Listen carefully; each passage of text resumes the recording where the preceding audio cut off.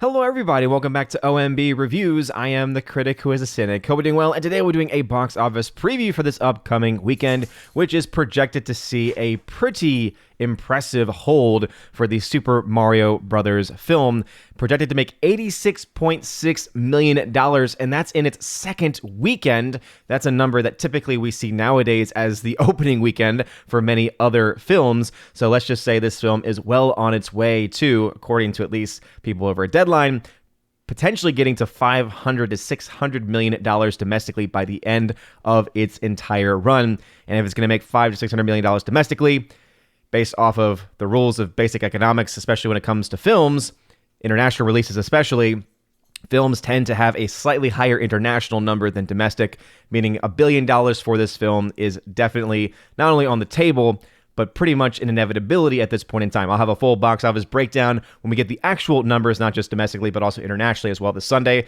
and I'll be able to make a final call about where I think the likelihood of this film hitting $1 billion will actually be based on the numbers that we actually have. Right now, though, definitely looking very good for this film. We also have brand new releases, including Renfield, The Pope's Exorcist, and Suzume, which I was able to see last night. If you want to see my review of Suzume, check out the review that I was able to post last night on the channel. Before any further, though, please make sure you smash that like button, slap that fire button on Odyssey, smash the rumble button as well. Also, make sure that you are subscribed to the channel with the bell notification on. That way you never video or live stream goes live on the channel.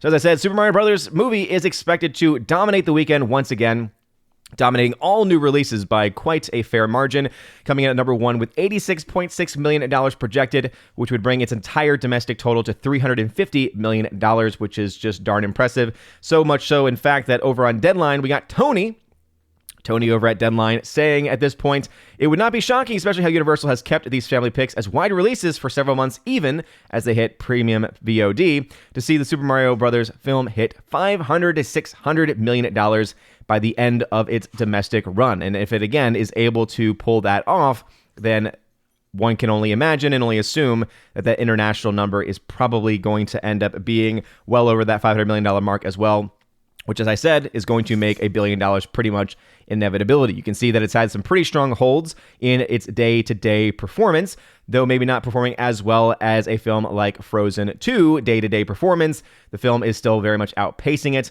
and is already close to $500 million worldwide. And if, again, these numbers hold, this film will easily pass $500 million. Now, that does not guarantee the film to hit $1 billion. I know, River. I know.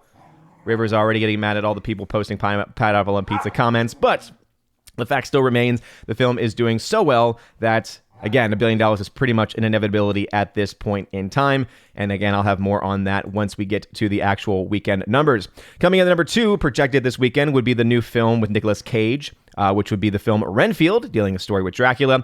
Expected to come in at $11 million, so not really all that impressive for that film based off of the reviews and based on people that I trust who have gone to see the film. It's apparently not all that good. I know that Jeremy Johns put out a review saying that it's a good time if you're drunk. So, take that for what it's worth. Apparently, Nicolas Cage is amazing, but everything else around it is not all that good. The film Air from Amazon Studios, coming into its second weekend release, expected to have percentage-wise a pretty strong hold, but seeing that this film cost $90 million to make, the film needs to do quite a bit more than this if it ever hopes to make its money back. Dungeons & Dragons Honor Amongst Thieves, even though it has been doing much better than what had been originally projected, it is still not going to be enough for this film, which last weekend I was able to call out as being a box office flop. John Wick Chapter 4 is also continuing to hang around pretty strong at the domestic box office, but as I mentioned last weekend, the international numbers for this film have actually slowed to such a point that it likely will not hit the heights of what had originally been projected. And again, I still think the film is going to do well. It's already made its money back. It's already made some profits. But as far as getting $400 million plus, being the highest grossing film of the franchise, still remains to be seen domestically, doing very well. Internationally, though, not nearly as strong, especially with the competition coming from Warner Brothers. Definitely not Warner Brothers, I should say. But rather the competition coming from the Super Mario Brothers film, which is just dominating everything at the box office at this point in time. The Pope's Exorcist is also a brand new release from Sony Pictures, expected to make $5.6 million. So again, we'll break that down once we're able to compare it to its budget. Also, the new film Suzume, which has been released already in other countries internationally last year, has finally gotten its stateside release, expected to make $4.2 million in over 2,000 screens. So again, decent showing there for this movie. And again, very good film, by the way. Not my favorite of the franchise. Not really, it's a franchise, but of the films that have been made by Makoto Shinkai, who is a very talented anime film director, very talented and able to get some beautiful imagery, some beautiful animation. So maybe not my favorite. My favorite is probably his film Your Name from 2016, but this film is still very good nonetheless, and so I would definitely recommend people go check it out. Scream 6 also hanging around, Creed 3 hanging around, and His Only Son also hanging around.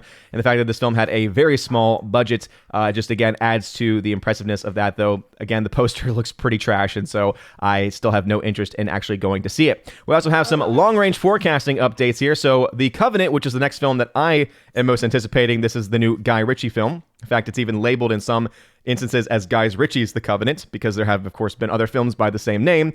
This film is projected to open to $4 to $8 million, so I, of course, will be going to see this film opening night next week, as it is one of my most anticipated films of the year. The trailer looks great, and Guy Ritchie has just been on a roll. One of the films that he had released this year, in fact, is already in my top 3 for the year, and so I would definitely going to be looking forward to this one. And unfortunately, his films, though, are not really always the biggest moneymakers, even though they tend to be some of the best releases.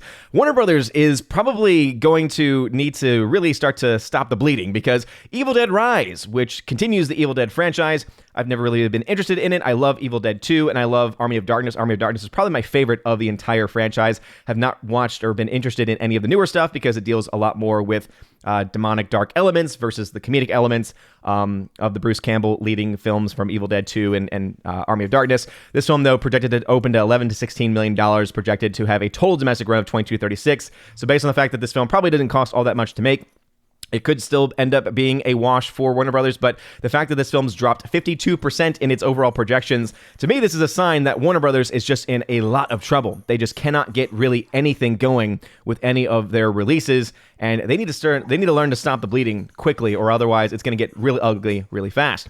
Guardians of the Galaxy Volume 3 as well has some early projections. This is projected to open somewhere between $120 and $155 million. And in fact, if you go over to the deadline projections here, they're saying that it's tracking right now to possibly $130 million, which would be pretty much in line with what we see over being reported on Box Office Pro. Again, their range is 120 to 155. Their total domestic projection is 288 to 403. So it's looking like Disney might actually finally have a film that is going to be able to, be successful. If they had any chance of any Marvel film hitting $1 billion, it would be this movie. But based on these projections, it's not looking like it's going to be a likelihood. And again, based off of the marketing for this film, the trailers have been fine, but overall, I just do not care at all whatsoever about anything coming from Marvel these days. This is about the closest to caring that I will ever be, because I do like the Guardians of the Galaxy as far as characters are concerned.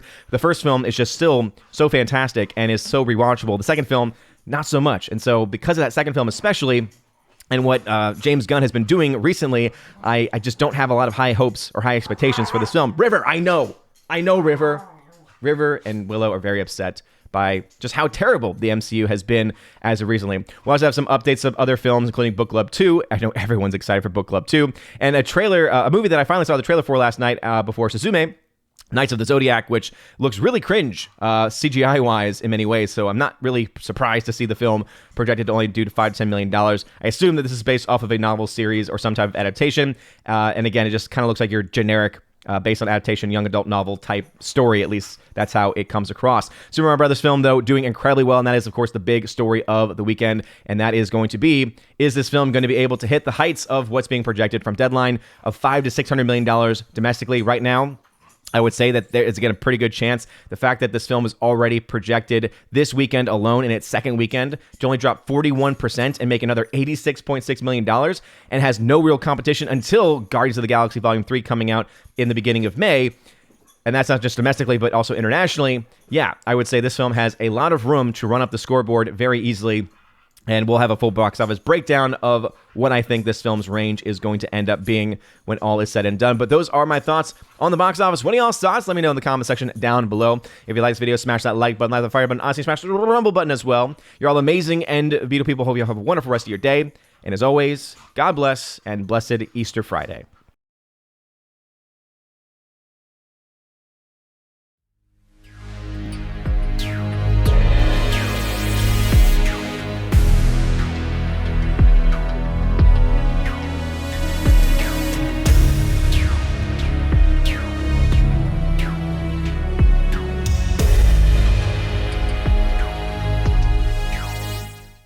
And now for a huge special shout out to all of my Patreon Subscribestar and Locals members who are at the Keeper of the Bifrost level and above. Starting off with Patreon with Father Luca Illick, Garrett Searles, Joe Horn, Jonathan Carney, Orange Hat Reviews, who you can check out over at his YouTube channel by the same name, Laura, The Modern Major General Story, Rosetta Allen, who you can check out at her YouTube channel at Eagle Writer, and Miss Modern Muses, who you can check out at her YouTube channel by the same name as well. To my Subscribestar people, we got Matt317, check him out on his Twitch channel by the same name, Fast Reaction, The R, Mr. Roy, J-Rod the Beer Guru, and the K-Man, and you can check out the K-Man over at xtheboundaries.co. And lastly, to my Locals members, Miss Minnesota Hockey Fan, How About a Hockey Player, J.H. Schwalbach, Brett D90, and the amazing lawyer, Robert Barnes. If you want your name shouted out at the end of every video and live stream, check out the top link in the video description below to join the Keeper of the Bifrost level. You also get access to other things like a podcast that I do every month with John the Flickpick Flickinger, and also I do giveaways for my Keeper of the Bifrost level people and above, and also my Chosen of Valhalla monthly stream. If any of that stuff sounds interesting, especially those giveaways, which I do give away 4K steelbooks, all kinds of stuff all month long,